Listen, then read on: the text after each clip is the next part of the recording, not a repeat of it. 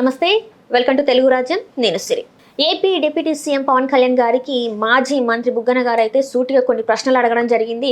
So మరి దానికి పవన్ కళ్యాణ్ గారు ఆన్సర్ చెప్పగలుగుతారా, చెప్పలేరా, అసలు ఏం జరగబోతుంది అనేది మనకు వివరించడానికి మనతో పాటు ఉన్నారు ప్రముఖ రాజకీయ విశ్లేషకులు కేఎస్ ప్రసాద్ గారు.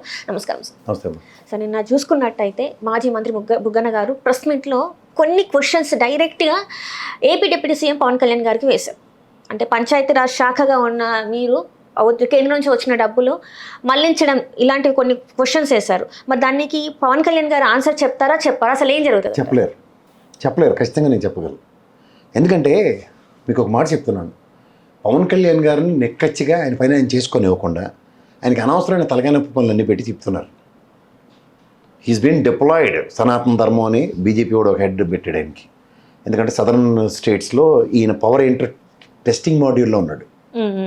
ఎందుకంటే పార్టీని ఎట్టి పరిస్థితుల్లో, ఎందుకంటే ఇవాళ అచేతన స్థితిలో చేస్తున్న కార్యక్రమానికి నాకు ఇండికేషన్స్ ఏంటంటే దగ్గరలో విలీన ప్రక్రియకి ఏమైనా తెరలేపారేమో డౌట్గా ఉంది నాకు. అంటే ఏ రకంగా అధికార ప్రతినిధులు ఎక్కడ మాట్లాడొద్దని ఇలాంటివన్నీ గమనిస్తుంటే కొన్ని ప్రతిచర్యలు ఎలా ఉన్నాయంటే సనాతన ధర్మం అని చెప్పి రేపు తమిళనాడు ఎలక్షన్స్లో ఇతని ప్రాబల్యం ఎంత ఉంటుంది.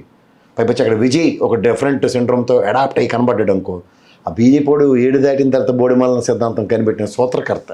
క్యారమ్ బోర్డులో కాయిన్ కొట్టినట్టు హ్యాండ్ కాయిన్ వేసేస్తారు పవన్ కళ్యాణ్.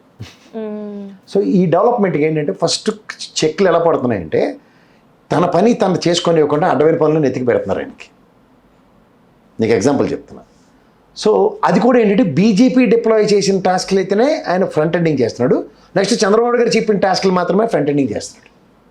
ప్రధానికి బుగ్గన గారు సంధించిన పంచాయతీరాజ్ శాఖలో 15th ఫైనాన్స్ కమిషన్ ప్రకారం మనకు 1000 కోట్లు వస్తాయి. ఆ నిధులు పక్కదారి పల్లించబడ్డాయి. సో అది బెస్ట్ యూటిలైజేషన్ అయితే ఇంకో 1000 కోట్లు రెడీగా ఉంటుంది. సో అందరి సమాధానం నిస్సహాయ స్థితి. ఎందుకంటే 1500 కోట్లు డబ్బులు ఈరోజు అప్పులు చేసి చేస్తున్నారు. 2,70,000 కోట్లు దగ్గర అప్పు చేసి కూర్చొని ఉన్నారు. రాచమర్యాదలతో రాచమార్గంలో వచ్చే డబ్బులు ఎందుకు పక్కదారులకు వెళ్తున్నాయి అంటే వేటి మీద అయితే మన చేతిలో యాక్సెస్ ఉందో దాన్ని మిస్యూటిలైజేషన్ కాన్సెప్ట్కి తెరలేపేశారు. గతంలో కూడా ఇట్లనే చేశారు, పక్కదారి మళ్ళిస్తున్నారు వచ్చిన డబ్బుని అని చెప్పేసి వీళ్ళే మాట్లాడారు.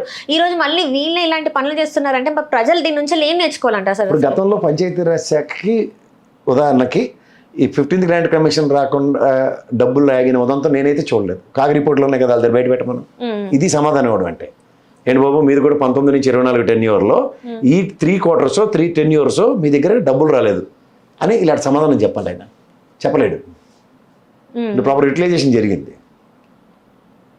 ప్రధానికి నరేగా నిధులు కానీ ఇలాంటివన్నీ ప్రాపర్ గ్రౌండ్ అయి ఉన్నాయి 5 సంవత్సరాలు. అదర్వైజ్ అగ్రికల్చర్ సెక్టర్లో నీకు ఈల్డ్ రాదు కదా. ఈల్డ్ కనబడిందంటే ఇది యూటిలైజేషన్. దీంతో పారల్గా జిఎస్టీ అంటే చేతిలో సామాన్య మానవుడి దగ్గర డబ్బులు ఉంటే క్యాష్ రొటేషన్ అయింది. అంటే జిఎస్టీలు గ్రోతే కనబడుతున్నాయి. ఈ ప్రభుత్వంకి వచ్చేసరికల్లా శూన్యం. అంచేత అది సమాధానం చెప్పలేని నిస్సాయిస్తుంది. అట్లనే ఉచిత ఇసుక గురించి మాట్లాడారు. సింపుల్. ఉచిత ఇసుక పవన్ కళ్యాణ్ గారు ప్రశ్నిస్తాను పార్టీ పెట్టాడు కదా, ఎక్కడైనా ఫ్రీ ఇసుక దొరుకుతుందన్న దగ్గర కౌంటర్ వేయాలి. ఇగో మేము మా విధానం ఇది, దీనికి ఇదని. కానీ అక్కడ ప్రతి దగ్గర తీవ్రవేత్తలు ఉన్నాయి, సెస్ ఛార్జీలనో జిఎస్టీ అనో ఎలా పోతున్నారో, తర్వాత అడ్డమైన దారుల్లోనూ ఇసుక మట్టి మీద స్థానిక ఎమ్మెల్యేల సంపాదన విత్ సబ్స్టాన్షియల్ ఎవిడెన్స్. మనందరికన్నా ముందు కేకేలేటి సర్వే చెప్పించాడు వాళ్ళకి అనుగుణంగా ఉన్న కొన్ని సర్వే సంస్థలు రైజ్ అలాంటివి కూడా క్రిస్టల్ క్లియర్గా 100% ప్రభుత్వానికి గండి కొట్టే కార్యక్రమానికే తెరలేపారని వాళ్ళే క్లియర్గా చెప్పారు. ఎమ్మెల్యేల మీద ఎలాంటి వ్యతిరేకత ఉందో అవే బేస్ చేసుకుని ఇప్పుడు సర్వే రిపోర్టులతోనే చంద్రబాబు గారు ర్యాంకింగ్లు కూడా ఇస్తున్నారు. అట్లనే మద్యం మామూలు అని చెప్పేసి అది ఇంకా మద్యం మామూలు విషయంలో 64,000 పైచీలకి బెల్ట్ షాపులు ఉన్నాయి. సో బెల్ట్ షాపులు నీకు ఇందాక కూడా చెప్పిన 3% సక్సెస్ రేషియో ఉంది గత ప్రభుత్వానికి ఈ ప్రభుత్వం నువ్వు కంపేర్ చేస్తే. రెవెన్యూ మాడ్యూల్ 10% బేర్ మినిమం లేని దగ్గర ఇంత 64,000 కోట్ల బెల్ట్ షాపులు, విచ్చలవిడిగా లిక్కర్ షాపులు ఇంటి కోటి లాగా ఉంది.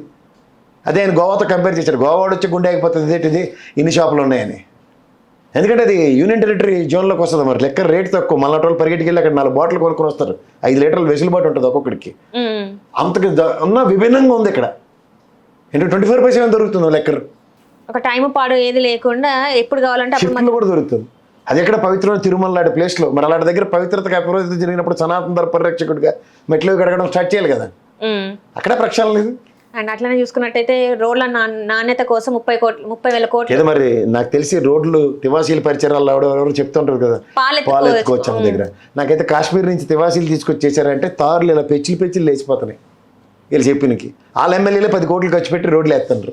సో ఇన్ని కనబడుతున్నప్పుడు దీని మీద ఎక్కడ ప్రశ్నించాలి ఆయన? దానికి ఆయన చెప్పి సమాధానం ఏంటి? 350 జతల చెప్పులు ఇచ్చాను, నెక్స్ట్ ఎలక్ట్రిసిటీ డిపార్ట్మెంట్ వాళ్ళకి టూల్స్ అందించాను, ఈ సేవా తత్పరత మాకెందుకు? ఊపిరి సినిమాలో ఇంటర్వ్యూకి వచ్చిన వాళ్ళకి అట్లనే చూసుకున్నట్టయితే అతి పెద్దది సార్, ఎలక్షన్స్ ముందు పవన్ కళ్యాణ్ గారు మాట్లాడిన అతి పెద్దది ఏదైనా ఉందంటే విశాఖ స్టీల్ ప్లాంట్ గురించి మాట్లాడారు సార్. జగన్మోహన్ రెడ్డి గారిని నమ్మేస్తున్నారు, ప్రైవేటీకరణ చేస్తున్నారు అని చెప్పేసి చాలా అసలు ఎంత ఊగిపోయి మాట్లాడారు. మరి ఈ రోజు మరి ఇంత జరుగుతుంటే దీని మీద ఇంతవరకు ఒక మాట కూడా మాట్లాడారు. మీరందరూ మా వెనకట్లుంటే నేను రెడీ అన్నాడు. మరి అందరూ రెడీగా ఉన్నారు కదా. సంవత్సరం నుంచి వాళ్ళు ఉద్యమం అయితే ఆపలేదు. సంవత్సరం బట్టి 2 సంవత్సరాల పైచీలకు ఉద్యమం చేస్తున్నారు స్టీల్ ప్లాంట్ కార్మికులు. ఇష్టం వచ్చినట్టు 42 డిపార్ట్మెంట్లు నమ్మేశారు. ఏది ప్రతిచర్య? ఏది 11,000 కోట్లు తీసుకొచ్చి బ్యాంకుల్లో అప్పులు తీర్చడానికి ఇచ్చారు. జీతాలు ఇప్పటికి దిక్కులేదు. వీళ్ళు చెప్పిన మాటలని మనం వినాలి. మరి దాని దగ్గర ప్రశ్నించాలి కదా. అదేది అంటే దేనికైనా సమాధానం ఉందా? ఇది కేంద్ర ప్రభుత్వ పరిధిలో ఉన్నప్పుడు మరి ఎగేసుకుని పోగేసుకుని నేను నిలబడతాను అన్నప్పుడు జగన్మోహన్ రెడ్డి నిలబడిన దానికి కంపారిజన్ ఉంది కదా. నేను కదా, కుమారస్వామి గారు చెప్పారు కదా, జగన్మోహన్ రెడ్డి ఆపింది జగన్మోహన్ రెడ్డి అని. 5 ఏళ్ళు నిలువరించగలిగాడు ముఖ్యమంత్రి స్థాయిలో ఉన్న జగన్మోహన్ రెడ్డి. మరి ముఖ్యమంత్రి, డిప్యూటీ ముఖ్యమంత్రి ఉండి కూడా ఎందుకు నిలువరించలేకపోతున్నారు? మీరు చెప్పిన మాటలే కదా, కాంట్రడిక్షన్. నిస్సహాయ స్థితిని ప్రతి నిమిషం ప్రశ్నించబడుతుంటే ఇది వీలైనంత నాంది పలుకుతున్నారా పార్టీని? లేకపోతే ప్రశ్నించే గలంతో ఆవిర్భవించిన పార్టీలో ప్రశ్నలు కరువై సేవా తత్పరతను చాటుకుంటూ చారిటీలు చేసుకుంటూ తిరుగుతున్నారా? రాష్ట్రానికి స్వచ్ఛందంగా రావాల్సిన నిధులకి గండిపడుతున్నా చలనం కదలిక లేని దగ్గర నిరంతర విద్యార్థిగా బిల్డప్లు ఇచ్చుకుంటూ ప్రశ్నించే గొంతుకనే మీ గొంతుకనే ఉంటాను అని చెప్పేసి అన్న వ్యక్తి ఈ రోజు ప్రశ్నించవలసిన దగ్గర ప్రశ్నించకుండా కూర్చుంటే నిమ్మక నీరెత్తినట్టు కూర్చుని ఉన్నాడు. ఏం చేయాలి? ఆయన అడగల వద్దా?